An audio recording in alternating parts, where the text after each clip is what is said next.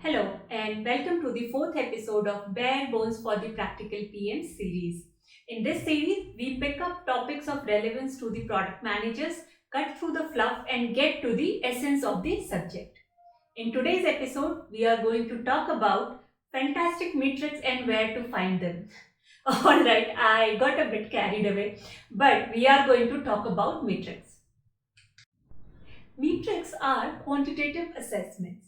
Simply put, they are numbers about your business, product, users, stakeholders, meaningful numbers to be more precise. You wouldn't care about any random number as a metric. Metrics have business context.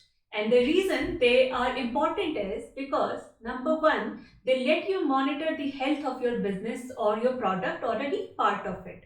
Number two, they let you set objective goals and measure progress towards it. And number three, they give you a shared vocabulary across the organization. If you went consciously monitoring the activity and measuring them on your product, then suppose you had a slow period and then somehow you started recovering. So suddenly you will see a lot more activities, you may feel a lot more busy, and you may start thinking that you are growing. But when you look at actual numbers, you will realize that you are slowed down and you are merely recovering. And to grow, you need to do a lot more.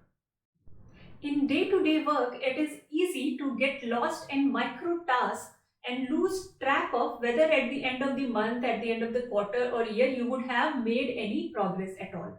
Regular review of metrics may make you realize that you have been busy with low impact tasks and hence you might have felt productive, but you have not made progress towards your goals at all. And finally, when you say something like good business or high customer satisfaction, it may mean different things to different people in the organization and can lead to all kinds of misalignments.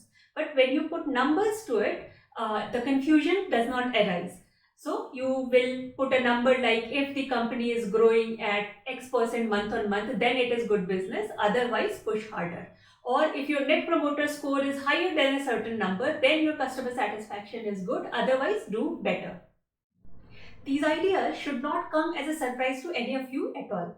What is surprising is in their day to day work, how many people lose track of it.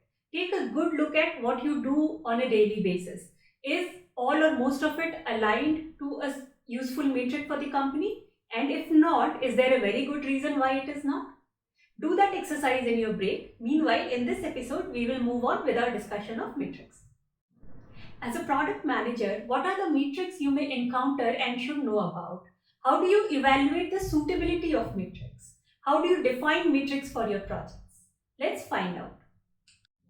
If you have gone through the Practical PM series, and you should if you haven't, then you would recall the North Star metric of a product. North Star metric of a product is an actionable product metric which number one is a clear indicator of users deriving value out of that product, and number two is a good predictor of the revenue the company can expect to get out of that product. Why are these two conditions required? In some cases, like say e-commerce, the metric that shows users deriving value out of the product, which can be number of orders, is pretty close to the revenue itself. However, that is not always the case.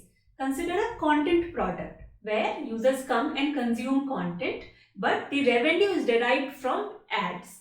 Now, ad revenue is not a good indicator of whether users are deriving the value out of this product. However, number of content pieces consumed is a good indicator of that. And that is a good North Star metric because one, it is a product metric, but it also says that users are spending enough time on the product, and the more time users spend on the product, the higher the ad revenue is likely to be. So the consumer side of the product team would not want to focus on ad revenue, but would want to focus on the actionable product metric of number of content pieces consumed. Do not forget the emphasis on the word actionable here. A metric around which you cannot plan your product is not much of a metric at all. A product may have a single overall North Star metric, but if the product is complex and has different facets for different use cases or business cases, then different product teams may have their own different North Star metrics. Let us expand the idea of the content product to a mature one, where there is one side of the consumer facing product whose North Star metric remains number of content pieces consumed on the product. But there is also an ad side of the product whose North Star metric would be something like number of valid clicks on the ads, because that is what predicts the final ad revenue. Things get interesting here because although these two teams have their own North Star metric and probably very good metrics at that, there will be cases where there will be conflict of interest which will need to be resolved. For example, if you were to put an ad right on the top of the landing screen, the clicks on the ads will go up, but it will steal away from the number of content pieces consumed. How do you resolve conflicts like these? We will discuss it at some other point of time. Right now, I wanted to bring this up just to point out that despite defining very good metrics, there are conflicts that will arise and will need to be resolved. So the good decision making does not end with defining good metrics. It does start there. Now, what lies beyond North Star metric for the product or even individual product teams? Well, first of all, North Star metric may need to be broken down into smaller actionable metrics. Let us stay with number of content pieces consumed as the North Star metric for the content product. First, let's define the metric even more precisely. What is consumption? When is a content piece consumed? Let us say when the user has perused at least 10% of a content piece, then it is considered consumed. So we have defined consumption. Then there will also be a time period associated with the metric. So number of content pieces consumed per day or per week or per month. So going forward in the episode, we will assume that a period has been specified whenever we use this metric as an example. How do we break it down? Well, we can follow the principles of problem breakdown. Again, if you have not watched the relevant episodes in the Practical PM series, you need to. Most of the problem breakdown is metric breakdown only. So the first level of breakdown can be component breakdown, which is number of content pieces consumed is equal to number of active users into number of content pieces consumed per user. Remember, all of this is within a certain period. An active user needs to be defined correctly, and here an active user is one who has consumed at least one piece of content in the period in question. It may sometimes sound like I am trying to over-define things, like putting an emphasis on the number of active users and then insisting on defining an active user. But if you have worked with metrics, you will know that such preciseness is required.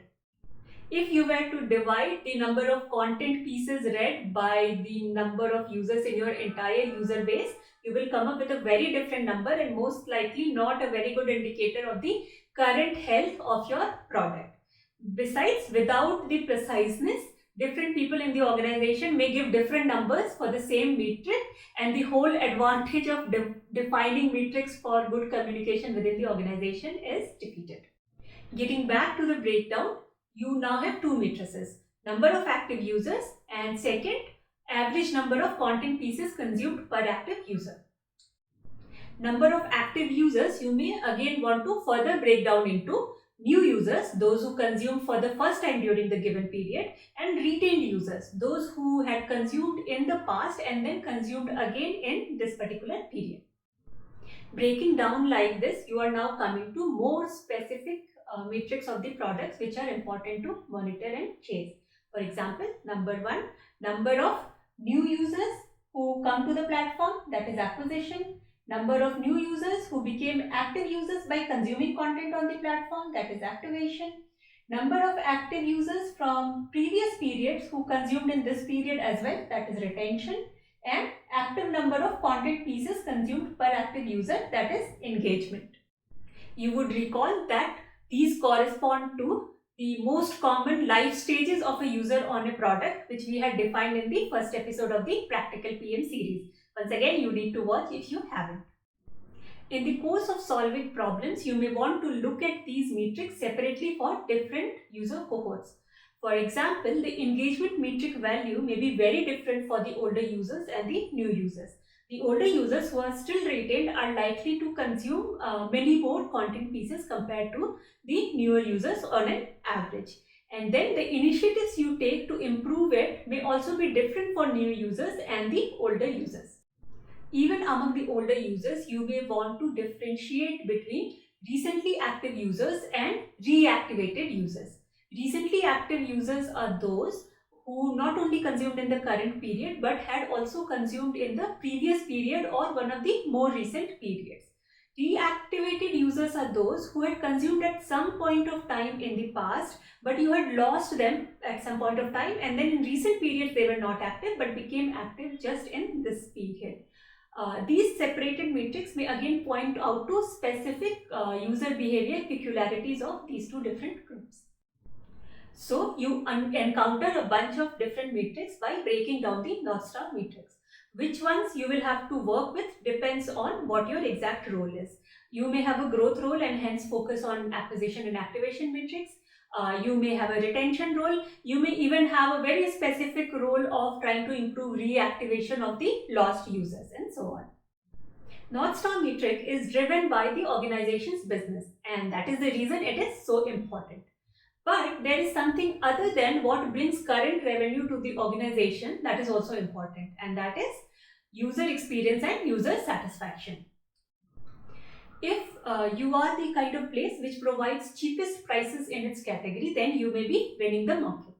But if your user experience is not great, then sooner or later it will come back to bite you. Somebody will undercut you on prices, somebody will steal users away by providing a better user experience, and even if none of this happens, your brand perception may be terrible, and growing in places other than the current product will be difficult even if you are not losing on the current product.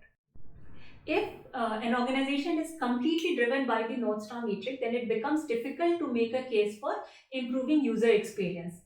Because so long as other things are working in the product, and then when you look at the numbers related to North Star metric day on day, week on week, or even month on month, then they don't seem to be getting affected by user experience unless the user experience is completely broken.